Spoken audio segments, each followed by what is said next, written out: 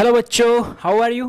Welcome to your beautiful channel civics physics tutorial JEE NEET 2020। आज हम लोग discussion करने वाले हैं जेई मेन 2020 जो जनवरी में एग्ज़ाम ली है उसके पेपर सॉल्यूशन। ठीक है, तो आज हम लोग डिस्कस करने वाले हैं 7/1/2020 7 जनवरी 2020 को जो जेई की एग्ज़ाम हुई थी उसके क्वेश्चन पेपर के सॉल्यूशन। ठीक है, मॉर्निंग शिफ्ट का क्वेश्चन पेपर है।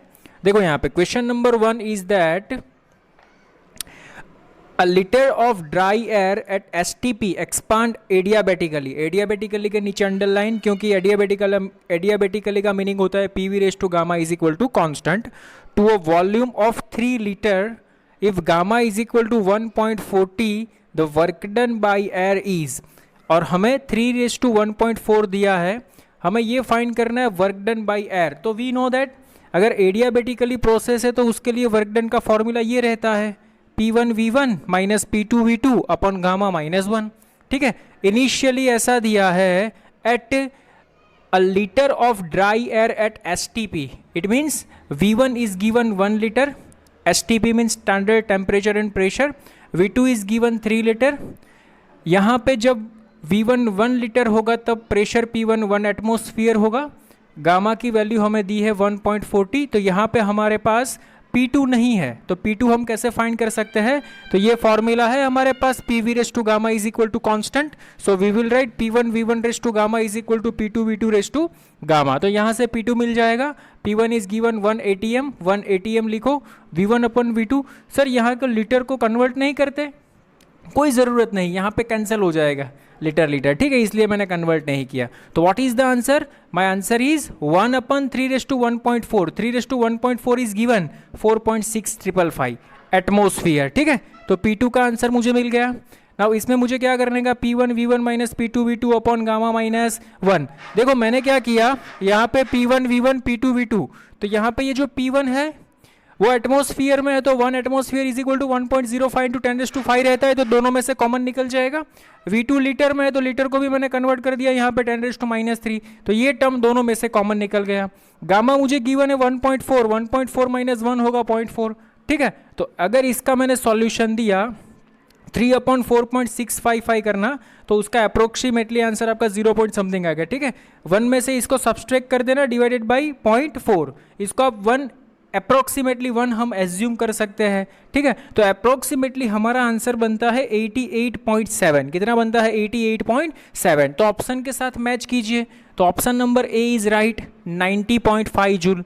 ठीक है, इसके करीब करीब आंसर आता है और कोई ऑप्शन मैच नहीं हो रहा। Okay, so this one is our first question.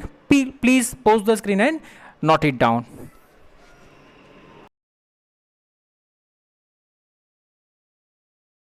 Okay, देखिए क्वेश्चन नंबर 2।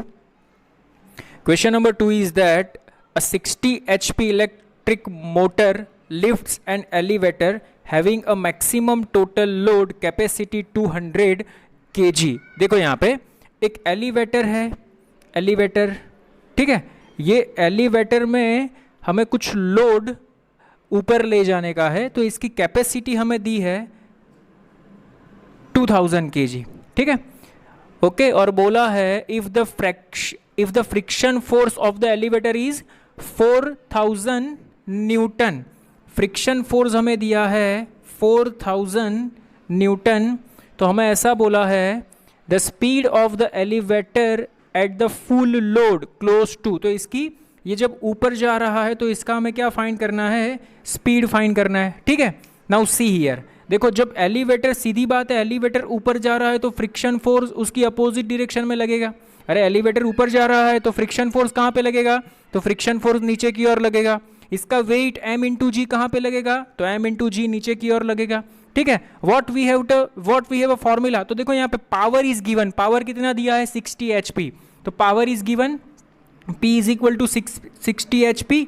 ओके, HP को कन्वर्ट कर देना, we know that 60 into 1 HP is equal to 746 watt. तो ये हमारा पावर कन्वर्ट हो गया। Now apply the formula, P is equal to F net into V। Net force कितना लग रहा है? mg plus frictional force, so we will write mg plus F into V। हमें वेलोसिटी फाइंड करनी है, इसको सब्जेक्ट बना दो, so V is equal to P upon mg plus F। P is equal to 60 into 746, M is equal to 2000 into 10 plus friction force is given 4000, ठीक है। तो ये बन गया 24,000, इसको अप्रोक्सीमेटली 750 ले लेना, इसका कैलकुलेशन करोगे तो अप्रोक्सीमेटली आपका आंसर आएगा 1.86, सो 1.9 इज करेक्ट आंसर। ऑप्शन में हमें दिया है 1.7, 1.9, 1.5, 2.0, तो 1.9 इज करेक्ट, इसके करीब करीब आ जाएगा। Is it clear? समझ में आया क्या? इजी एग्जाम्पल था। Pose the screen and note it down.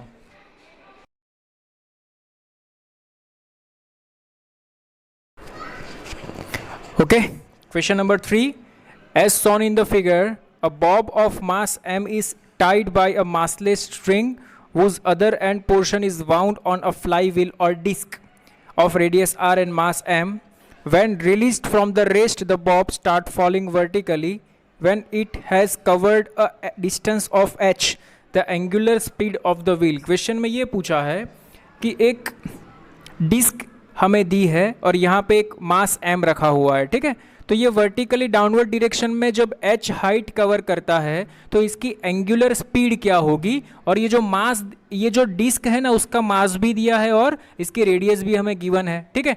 तो सी हियर, इनिशियल लेवल पे वो यहाँ पे रेस्ट पे था, बाद में उसने h हाइट कवर करी तो ये भी ऐसे गोल गोल घूमेगा, तो it's potential energy converted into kinetic energy, so mgh is equal to half mv square, ये नीचे भी गिरेगा, ट्रांसलेटरी मोशन भी करेगा और रोटेट भी करेगा, so half I omega square, ठीक है। नाउ देखो यहाँ पे we know that v is equal to R omega, so we will write R square omega square plus half as it is I. ये डिस्क बोला है, डिस्क का moment of inertia रहता है mr square by 2 omega square, ठीक है। तो मैंने क्या किया, यहाँ पे 4 आएगा तो इसका एलसीएम ले लिया, ऊपर 2 से मल्टीप्लाई कर दो, 2 + 1 3/4 m r square omega square, m से m कट हो जाएगा, ओमेगा स्क्वायर को सब्जेक्ट बना दो तो omega is equal to √4gh/3r square, यहाँ से r को बाहर निकाल लो, 1/r √4gh/3, तो ये हमारा ऑप्शन में आंसर होगा। Is it clear? नॉर्मल, बहुत ऐसा सोचने वाला एग्जाम्पल नहीं था। Okay, pause the screen and note it down.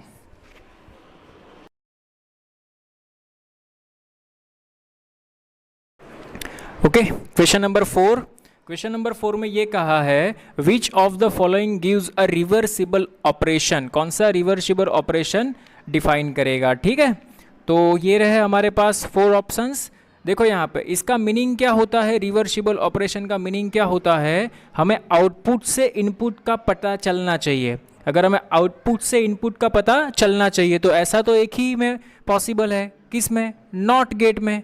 Not gate में क्या होता है, अगर इनपुट 1 तो आउटपुट 0, अगर इनपुट 0 तो आउटपुट 1, तो यहाँ से हमें पता चलता है कि इसका इनपुट 1 होगा, यहाँ से हमें पता चलता है कि इसका इनपुट 0 होगा, लेकिन इसमें से हमें पता नहीं चलेगा बिकॉज इसमें देयर आर 2 पॉसिबिलिटीज़ हो जाएगी।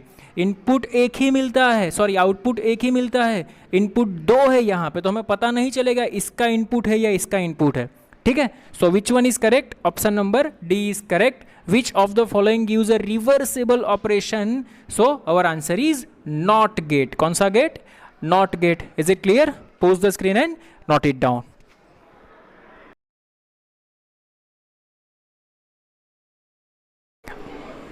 देखो क्वेश्चन नंबर 5 बहुत ही बढ़िया लॉजिकल क्वेश्चन है, सिर्फ सुनना, ठीक है। देखो यहाँ पे consider a circular coil of wire carrying constant current. देखो यहाँ पे मैंने क्या किया, एक सर्कुलर कॉइल कंसीडर किया, इसमें से ऐसे करंट फ्लो हो रहा है, ऐसे करंट फ्लो हो रहा है, ठीक है। सोचो यहाँ पे ये कॉइल है, कॉइल ऐसे करंट फ्लो हो रहा है ऐसे, तो आप ऊपर से देखोगे ना तो आपको ऐसे लगेगा, ऊपर से एंटी क्लॉकवाइज लगेगा, और नीचे से ये रिंग ऐसे देखोगे तो आपको ऐसे क्लॉकवाइज लगेगा, और ऊपर से देखोगे तो ये एंटी क्लॉकवाइज लगेगा। एक बार ट्राई करना, आप करंट की डायरेक्शन सेम रखना, उसको ऊपर से और नीचे से ऑब्जर्वेशन करना। ऊपर से जो एंटी क्लॉकवाइज लगता है वो नीचे से क्या लगेगा आपको, क्लॉकवाइज लगेगा, ठीक है। तो ये किस तरह एक्ट करेगी पता है आपको, मैग्नेटिक डाइपोल मोमेंट की तरह एक्ट करेगी। अगर करंट ऐसे घूम रहा है तो इसका मतलब क्या हुआ, देखो यहाँ पे इसका मतलब क्या हो, करंट ऐसे एंटी क्लॉकवाइज घूम रहा है तो एंटी क्लॉकवाइज घूमेगा तो मैग्नेटिक फील्ड ऑफ लाइन बाहर निकलेगी, तो मैग्नेटिक फील्ड ऑफ लाइन अंदर ऐसे अंदर से ऐसे बाहर निकल रही है, ये जो मैंने आपको बताया है वो, ठीक है। तो ये जो मैग्नेटिक फील्ड ऑफ लाइन ये बाहर निकल रही है, फिर से ये क्लोज लूप बनाएगी, समझ में आ रहा है। तो देखो यहाँ पे जो मैग्नेटिक फील्ड ऑफ लाइन इस एरिया के अंदर मुझे क्लॉकवाइज डायरेक्शन में दिखती है, अरे मैग्नेटिक फील्ड ऑफ लाइन की प्रॉपर्टी क्या होती है, नॉर्थ पोल में से निकलती है और साउथ पोल में एंटर होती है।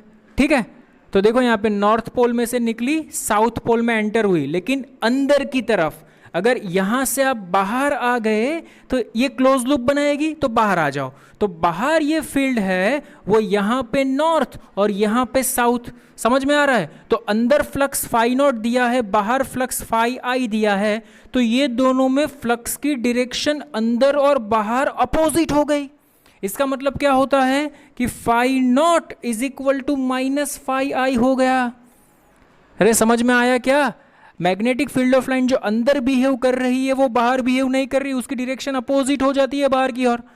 इज इट क्लियर, ये जब क्लोज लूप बनाएगी तो अंदर की ओर डायरेक्शन और बाहर की ओर डायरेक्शन क्या हो जाती है, अपोजिट हो जाती है। इज इट क्लियर, तो हमारे पास जो ऑप्शन में दिया है वो है phi I is equal to phi naught, phi I greater than phi naught, phi I less than phi naught, phi I is equal to minus phi naught. तो option number D is right, phi I is equal to minus phi naught, minus यहाँ पे लिख दो, आपका answer आ जाएगा। ठीक है, क्वेश्चन थोड़ा लॉजिकली था, समझ के करते तो आंसर आ जाता। Pose the screen and note it down.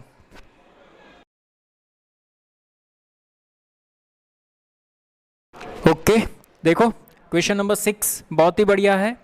A polarizer analyzer set is adjusted such that the intensity of light coming out of the analyzer is just 10% of the original intensity. Assuming that the polarizer analyzer set does not absorb any light, the angle by which the analyzer need to be rotated further to reduce the output intensity be 0. ठीक है, now see here, यहाँ पे एक unpolarized light है, ये polariser है, ये analyser है। ठीक है, तो यहाँ से लाइट पोलराइज होके यहाँ से पास होगी, सोचो इसकी इंटेंसिटी आई नॉट है। ठीक है, जब ये एनालाइजर में से पास आउट होगी तो इसकी इंटेंसिटी 10% ऑफ ओरिजिनल इंटेंसिटी हो जाती है, ऐसा क्वेश्चन में पूछा गया दिया है। ठीक है, तो यहाँ पे इसकी इंटेंसिटी आउटपुट में कितनी मिली, I naught by 10। Now we have a formula I is equal to I naught cos square theta, तो आउटपुट ये आई आउटपुट में कितनी मिली, आई नॉट बाई 10, तो यहाँ पे लिख दो I naught by 10 is equal to I naught cos square theta, I naught से I naught cancel, so cos theta is equal to 1/√10। अभी ये 1/√10 की वैल्यू 0.31 आती है, समझना यहाँ पे लॉजिक है।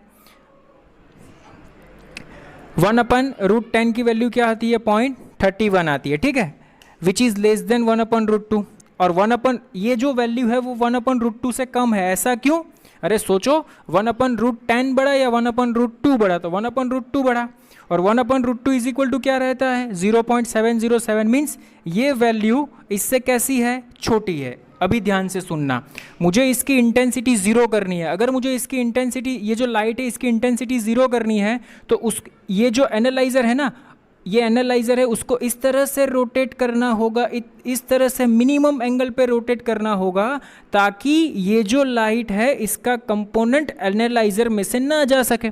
तो सीधी सी बात है, उसका जो एंगल होना चाहिए वो 45 से कम होना चाहिए। देखो अगर 45 एनालाइजर को मैंने 45 डिग्री पे भी रख दिया ना, तो इसके दो कंपोनेंट हो गए, ये जो लाइट निकलती है ना, ये लाइट निकलती है ना, इसके दो कंपोनेंट रहते हैं, एक हॉरिजॉन्टल और एक वर्टिकल। ठीक है, कोई भी लाइट होगी इसके दो कंपोनेंट रहते हैं, एक हॉरिजॉन्टल एक वर्टिकल, एक हॉरिजॉन्टल एक वर्टिकल। 45 डिग्री पे भी आपको आउटपुट मिलेगा। ठीक है, तो इसका मीनिंग क्या होता है कि हमारा जो आंसर है वो 0 से 45 के बीच में होगा, अगर आपको इंटेंसिटी मिनिमम चाहिए तो ऑप्शन में चेक कर लो 0 से 45 के बीच में कौन है। ऑप्शन नंबर ए 71.6, 18.4, 90 और 45। Option number 2 is right, 18.4 degree. Is it clear, समझ में आया, कोई प्रॉब्लम? आप ऐसा भी सोच सकते हो, देखो यहाँ पे cos theta is equal to 1/√10, 1/√10 की वैल्यू है ना अप्रोक्सीमेटली 71 पॉइंट समथिंग आएगी। ठीक है, लेकिन उसको आप 90 में से सब्सट्रैक्ट करोगे तो फिर भी आपका आंसर 18 पॉइंट समथिंग आ जाएगा। ओके, उस हिसाब से भी सोच सकते हो, मैथमेटिकल फंडा है, यहाँ से डायरेक्ट भी सोच सकते हो। Is it clear? Okay, pause the screen and note it down.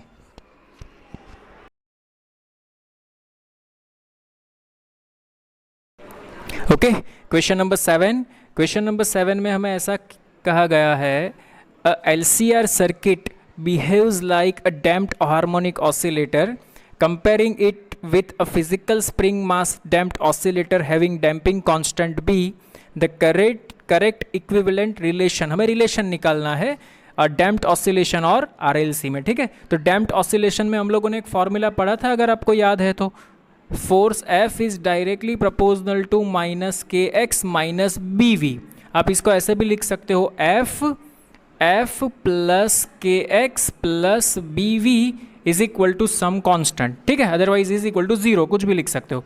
तो F is equal to mass into acceleration रहता है, तो F is equal to mass acceleration is equal to D X square upon D T square, plus B as it is velocity is equal to D X by D T रहता है, plus के into x. तो ये मेरा formula बन गया damped oscillation का, ठीक है।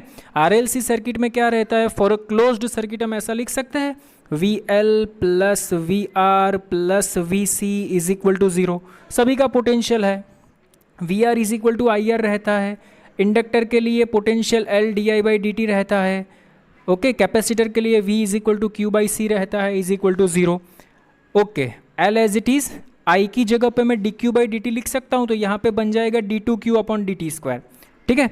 यहाँ R as it is, I की जगह पे D Q by D T plus one upon C into Q. तो यहाँ पे आपको दिखाई दे रहा है, यहाँ पे D X by D T D Q by D T है, तो एक्स का प्लेस ले लिया क्यू ने, तो एक्स की जगह पे आ जाएगा क्यू, ठीक है। नेक्स्ट वन, मास की जगह पे आ गया इंडक्टर, तो मास की जगह पे एल आ गया। बी की जगह पे आ गया रेजिस्टर, तो बी की जगह पे रिप्लेस हो गया रेजिस्टर। और के की जगह पे कौन आ गया, के की जगह पे आ गया वन अपन सी, तो one upon C, this one is our answer. So simple question था, is it clear? Okay, pause the screen and note it down.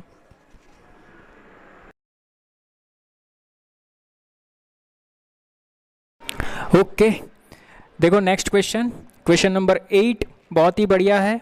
Question में ये पूछा है, a satellite of mass m is launched vertically upward with an initial speed u from the surface of the अर्थ। देखो यहाँ पे this one is earth, ये अर्थ की surface है, ठीक है। अर्थ की रेडियस r दी है, इसका मास दिया है कैपिटल m, और इसके सरफेस पे से एक सैटेलाइट, ये है स्मॉल m मास है ना, सॉरी, स्मॉल m जो मास है वो सैटेलाइट का है, किसका है, सैटेलाइट का है, ठीक है। तो यहाँ से एक सैटेलाइट u स्पीड से लॉन्च करते हैं। ये सैटेलाइट जब h हाइट पे पहुँचता है, ठीक है, तो इसमें से m/10 मास का एक रॉकेट इजेक्ट हो जाता है, ठीक है। तो हमें क्वेश्चन में ये पूछा है, the kinetic energy of the rocket, जो रॉकेट है वो इजेक्ट हो जाता है, तो उसकी काइनेटिक एनर्जी हमें फाइंड करनी है, ठीक है। सी हियर, देखो यहाँ पे जब सैटेलाइट यहाँ पे था, तो at this position it has kinetic energy plus potential energy. यहाँ पे kinetic energy plus potential energy कितनी होगी, minus G M M upon R potential energy plus half M U square, ये काइनेटिक एनर्जी आ गई, ठीक है। जब ये सैटेलाइट यहाँ पे पहुँचेगा तो इसके पास काइनेटिक प्लस पोटेंशियल कितनी होगी, तो पोटेंशियल होगी, देखो यहाँ पे minus G M M, center से ये distance r plus R two R, plus यहाँ पे वेलोसिटी v एज्यूम कर लो, तो half M V square. Now see here, जब यहाँ पे सैटेलाइट पहुँचता है तो इसके पास दो टाइप की वेलोसिटी होती है, एक ट्रांसलेशन, दूसरी रोटेशन, रेडियल वेलोसिटी भी बोल सकते हो आप। रेडियल वेलोसिटी कौन सी velocity, radially outward, radial velocity.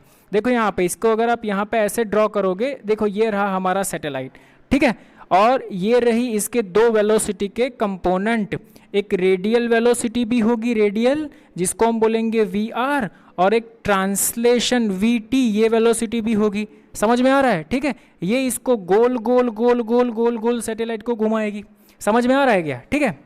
चलो वो बात की बात है। अभी यहाँ पे देखो, अगर मैंने इसका सॉल्यूशन दिया तो एट दिस स्टेज मुझे वेलोसिटी कितनी मिलती है, एट दिस पॉइंट मुझे वेलोसिटी मिलती है v is equal to under root of U square minus G M upon R, m is equal to mass of the earth, m is equal to mass of the earth. Now see here, अभी क्या होता है कि जब भी यहाँ पे satellite पहुँचता है तो वो अपने में से m/10 मास के रॉकेट को इजेक्ट कर देता है, ठीक है। तो देखो यहाँ पे transverse velocity of the rocket is equal to radial velocity of the rocket, ठीक है।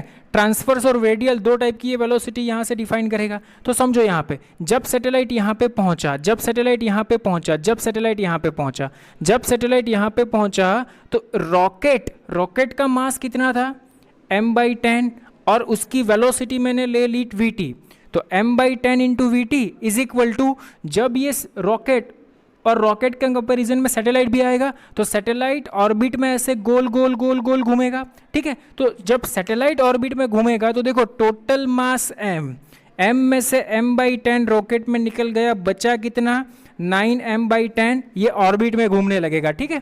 ये vt वेलोसिटी से ये घूमने लगेगा, ठीक है। तो ऑर्बिटल स्पीड कितनी होती है, we know that orbital speed v0 is equal to under root of gm upon r plus h। यहाँ पे r h is equal to भी r है, तो gm अपन 2r आएगा। तो देखो यहाँ पे gm अपन 2r और मास आएगा 9m अपॉन 10, जो सैटेलाइट का मास रिमेनिंग बचा था वो आ गया, ठीक है। तो ये हमें मिल गया, यहाँ से क्या मिलेगा, vt मिलेगा। देखो m से m कैंसिल, 10 कैंसिल, vt मिल जाएगा। इज इट क्लियर, समझ में आ रहा है क्या, कोई प्रॉब्लम नहीं ना, vt मिल गया। चलो सिमिलरली अगर मुझे रेडियल वेलोसिटी निकालनी है, देखो तो रेडियल वेलोसिटी अगर आप निकालोगे तो यहाँ पे रॉकेट का मास तो उतना ही रहेगा m/10 into we are, but जब आप रेडियल वेलोसिटी निकालोगे तो रेडियल वेलोसिटी में ये जो मास है वो तो m ही रहेगा, उसमें कोई चेंज नहीं आएगा, ठीक है। मीन्स ये वाली वेलोसिटी, ये वाली जो सैटेलाइट यहाँ से यहाँ तक पहुँचा और घूमने वाला है, ये वेलोसिटी दे, ठीक है। तो total mass into this velocity, this one is known as radial velocity. कौन सी velocity, radial velocity. Very very most IMP formula, ये ध्यान में रखना। तो यहाँ से वीटी की वैल्यू मिल गई और वी आर की वैल्यू मिल गई। Now total kinetic energy of the rocket is equal to half, rocket का मास कितना है m/10 VT square plus V R square. VT की वैल्यू रख दो, ये रही, वी आर की वैल्यू रख दो, ये रही। दोनों वैल्यू जब हम रखेंगे तो हमारा आंसर ये आ जाएगा 5m into you square minus 119 gm upon 2r, ठीक है। ये जेई के एग्जाम में ये क्वेश्चन बच्चों को टफ लगा था, 5 स्टार एग्जाम्पल था ये। Is it clear, okay. Pause the screen and note it down, concept समझना।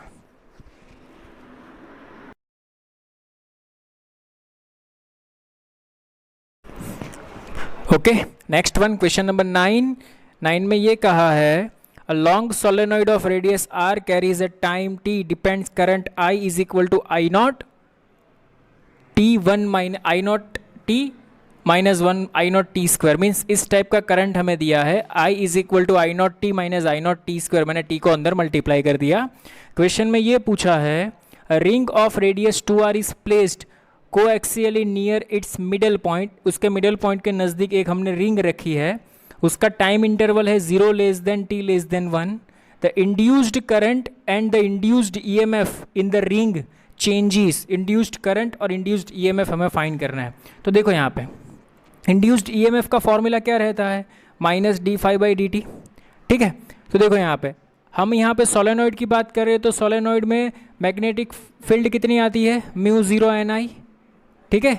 Area remains as it is a। तो flux phi is equal to what, -d∅dt। इसमें से कौन कांस्टेंट रहेगा, μ0 n a कांस्टेंट। I की जगह पे ये वैल्यू रिप्लेस कर दो, तो इसमें से I नॉट तो बाहर निकल आएगा। हमें t माइनस टी स्क्वायर का डिफ्रेंशिएशन करना है, t का डिफ्रेंशिएशन 1, टी स्क्वायर का डिफ्रेंशिएशन 2t होता है, तो यहाँ पे मिल गया 1 माइनस 2t। तो हमें ये फाइंड करना है कि EMF 0 कब मिलेगा। मैंने ऐसा सोचा, देखो यहाँ पे अगर मैंने EMF 0 कब मिलता है तो when time t is equal to half, अरे इसकी इज इक्वल टू 0 को कंपेयर कर दो, this one is equal to 0, तो ये पूरा टर्म कांस्टेंट है, तो 0 के नीचे चला जाएगा। t is equal to half पे क्या होता है, EMF 0 हो जाता है। तो see here t is equal to, मैंने E वर्सेस t का ग्राफ प्लॉट किया, तो E वर्सेस t में ये स्लोप क्या रिप्रेजेंट करता है, करंट रिप्रेजेंट करता है। क्या रिप्रेजेंट करता है, करंट, ठीक है। तो इसमें मैंने क्या किया, देखो यहाँ पे when time t is equal to 0, यहाँ पे EMF 0 बन जाता है और इसके बाद करंट की डायरेक्शन पलट जाती है। देखो यहाँ से ऊपर जाओगे करंट ऊपर जाता है, यहाँ से नीचे आओ करंट नीचे आता है। तो क्वेश्चन में हमें ऐसा बोला है time 0 less than or equal to t less than or equal to 1, इसमें करंट, तो देखो यहाँ पे 0 less than or equal to t less than or equal to 1, तो 1/2 से 1 में करंट पॉजिटिव है और 0 से 1/2 में करंट नेगेटिव है। तो यहाँ पे करंट की डायरेक्शन क्या हो जाती है, अपोजिट। तो ऑप्शन चेक करते हैं, देखो यहाँ पे ऑप्शन नंबर 2 में ऐसा दिया है when time t is equal to 0.25 direction of IR reverse and VR is maximum. No no no no no. Option number A में देखो Direction of IR remains unchanged. VR is maximum. No, no, no, no, no. Option number C, direction of IR remains unchanged. नहीं. Option number D, at 0.5 direction of IR reverse and VR is equal to 0. Yes, 0.5 पे आप बात करोगे तो यहाँ पे E की value means potential 0 बन जाता है और करंट की डायरेक्शन चेंज हो जाती है. Is it clear? This one is our question number 9. बहुत ही बढ़िया था, अच्छा क्वेश्चन था.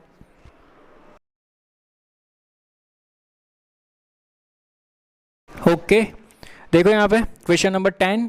क्वेश्चन नंबर 10 में ये कहा है speed of a transverse wave on a string wire. Okay, उसका मास दिया है 6 gram, length 60 centimetre, area 1 mm square and speed 90 meter per second. If Young's modulus is given 16 into 10 raised to 11, we have to find the extension of the wire means delta L find करना है. ठीक है, तो velocity in transverse string हमें पता है v is equal to under root of t by mu, where mu is equal to what, mass per unit length. तो मैं m by l लिख सकता हूँ. यहाँ से t को सब्जेक्ट बना दो, it is one type of force, so t is equal to mv square upon l. Okay, now we have a formula Young's modulus y is equal to F L upon A delta L. F की जगह पे T आ जाएगा, T की ये value यहाँ पे replace कर दो, एल से एल कैंसिल हो जाएगा, हमारे पास बचेगा M V square upon A delta L. सभी वैल्यू है हमारे पास, एम ग्राम में है, केजी में कन्वर्ट करो. वी 90 मीटर पर सेकेंड दिया है 90 स्क्वायर, एरिया एम में दिया है, उसको भी कन्वर्ट कर देना 10⁻⁻⁶. और यंग्स मॉड्यूलस यहाँ पे एक मैं इसको ऐसे लिख देता हूँ, एक स्टेप में भूल गया बीच में लिखने का. यहाँ पे इसको मैंने किसको सब्जेक्ट बना दिया, डेल्टा एल को मैंने सब्जेक्ट बना दिया. ठीक है, डेल्टा एल को subject, young modulus is given, तो ये रहा हमारा यंग्स मॉड्यूलस. तो यहाँ से मुझे डेल्टा एल की वैल्यू मिल जाएगी. This one is 3 × 10⁻⁴ metre. Answer किस में दिया है वो चेक कर लेना. आंसर दिया है mm में. Option number 1 is right, 0.03 mm. Okay, बस ये कंसेप्ट था, इसमें कुछ खास नहीं था. Okay, pause the screen and note it down.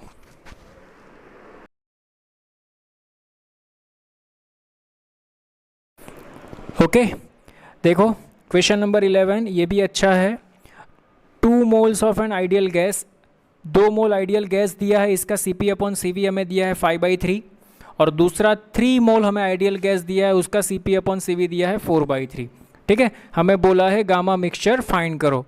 देखो इसको मैं गामा 1 बोल सकता हूँ क्या, gamma 1 is equal to 5/3 because Cp/Cv को हम गामा बोलते हैं. ठीक है, तो गामा मिक्सचर का ये फॉर्मूला प्रूफ कैसे किया वो बताए, लेकिन ये फॉर्मूला डायरेक्ट याद रखो तो रख सको तो रख लेना. ठीक है, इंपॉर्टेंट है.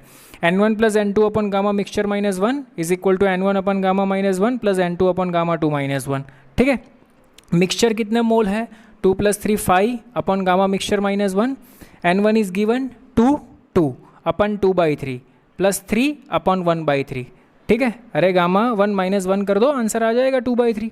Is it clear? गामा 1 लिख दो यहाँ पे, 5/3 - 1 2/3, और यहाँ पे 4/3 - 1 तो 1/3. ठीक है, इसका सॉल्यूशन करोगे तो आपका आंसर आ जाएगा 1.42. क्या आंसर आएगा? 1.42. Is it clear?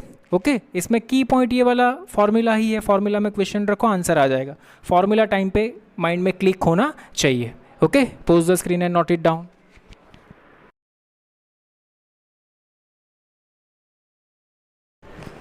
Okay, question number 12 देखो, बहुत ही बढ़िया है, अच्छा क्वेश्चन है. If we need a magnification of 375 from a compound microscope of a tube length 150 mm. तो यहाँ पे देखो ये लेंथ दिया है हमें ऑब्जेक्टिव और आईपीस के बीच का, L इज़ 150 mm. हमें मैग्निफिकेशन चाहिए 375 और कंपाउंड माइक्रोस्कोप दिया है, इसके नीचे अंडरलाइन करना. ठीक है, if the objective length of the focal length, इसकी फोकल लेंथ हमें दी है 5 mm.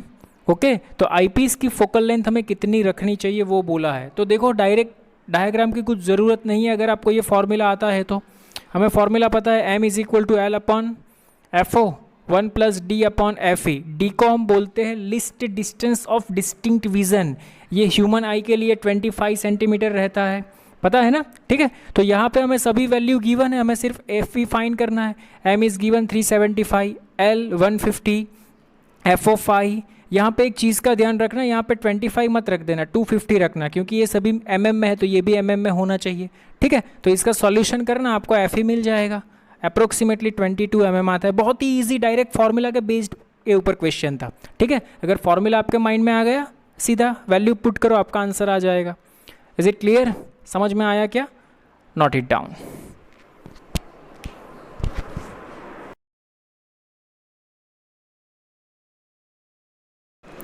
ओके, क्वेश्चन नंबर 30 देखिए, एटॉम्स में से पूछा है the time period of revolution of electron in its ground state. देखो यहाँ पे ये एक न्यूक्लियस है ZE और एक इलेक्ट्रॉन ऐसे रिवॉल्व कर रहा है, ठीक है। ये ग्राउंड स्टेट, ग्राउंड स्टेट का मीनिंग होता है N1 = 1, ठीक है। तो यहाँ पे इसका टाइम पीरियड T1 हमें दिया है 1.6 × 10⁻16 सेकेंड, ठीक है। नाउ हमें ये पूछा है the frequency of revolution of the electron in its first excited state. इसको हम बोलेंगे फर्स्ट एक्साइटेड स्टेट, N1 = 2। इसको हम बोलेंगे फर्स्ट एक्साइटेड स्टेट। इसकी फ्रीक्वेंसी फाइंड करनी है, तो frequency is the function of time inversely proportional to the time period. तो टाइम पीरियड मिल गया यहाँ पे, तो फ्रीक्वेंसी मिल जाएगी। तो what is the relation between time period and orbit? तो we have a formula, time period directly proportional to n³/z²। Hydrogen atom की बात की है तो z की वैल्यू तो 1 हो जाएगी। So t is directly proportional to n³। So T1/T2 = n1³ okay. N1 = 1 ground state, N2 = 2 first excited state. So यहाँ पे हमें T2 = nT1 मिल जाएगा। T1 is given 1.6 × 10⁻16। तो इसका आंसर करोगे तो T2 हमें मिल गया। तो यहाँ पे T2 अगर मिल गया तो उसका अपोजिट इन्वर्स कर दो F = F2 = 1/T2। सो 1/12.8 × 10⁻16। तो इसका आंसर अप्रोक्सीमेटली आपका आएगा 7.8 × 10⁻14 हर्ट्स। ये आपको फ्रीक्वेंसी मिल गई। अच्छा क्वेश्चन था। Is it clear? Okay. So JEE main 2020 के हम लोगों ने आज 13 MCQ सॉल्व किए, ओके। बाकी के कल करेंगे।